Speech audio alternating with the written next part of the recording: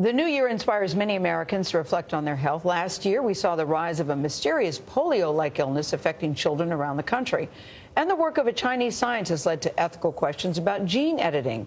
Meanwhile, medical breakthroughs like 3D body part printing and health devices you can wear show the increasing power of technology in our health care.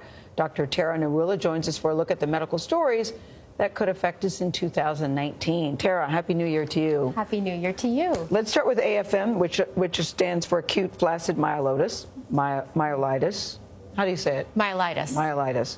So what do we know about it at this point? What's being done to stop it? It was very scary disease. Very scary for parents because it mostly affects children. And so what we know is that we see spikes in these cases every 2 years or so. And it really started around 2014 that we began really tracking this.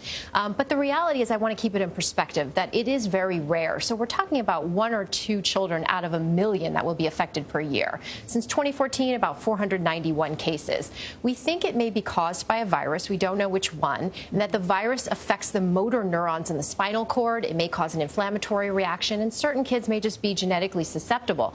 And what happens is the child may start out with a mild respiratory-like infection, and then it progresses to weakness in the arms or legs, trouble with vision, swallowing, or speaking. So it can be very scary. In certain instances, kids can recover, but other times they have progressive or worsening paralysis that remains for a long time, or even respiratory failure.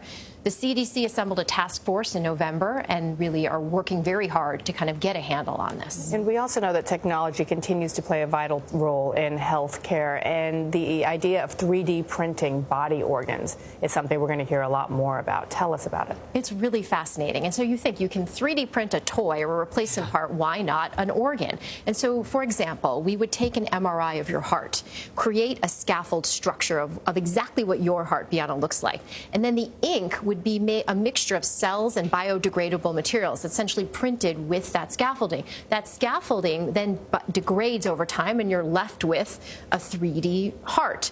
And so the idea is that this is really perfectly suited for your body because it came from imaging of you, and it will prevent rejection because it's made from your own cells, the ink is.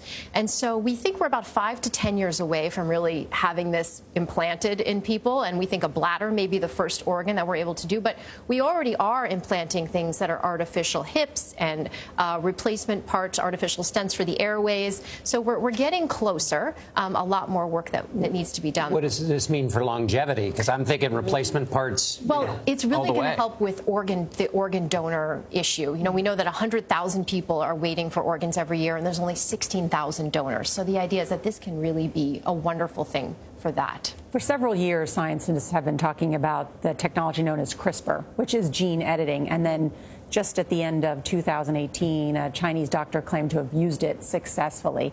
This is the future of medicine, being able to edit our bad genes out. Does it work? And he got hammered. You were one of the people. I don't want to say outraged, but you were very upset about that. A lot of people in the scientific community were outraged.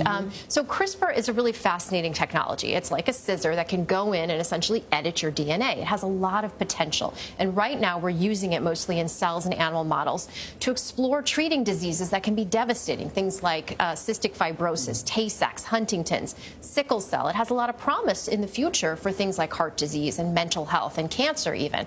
But the problem with what happened this last month is that it was used to alter embryos. And when you're doing that, and the technology is still premature, you're risking creating other mutations in those embryos. Those children can go on to have susceptibilities to other problems down the road or other infections.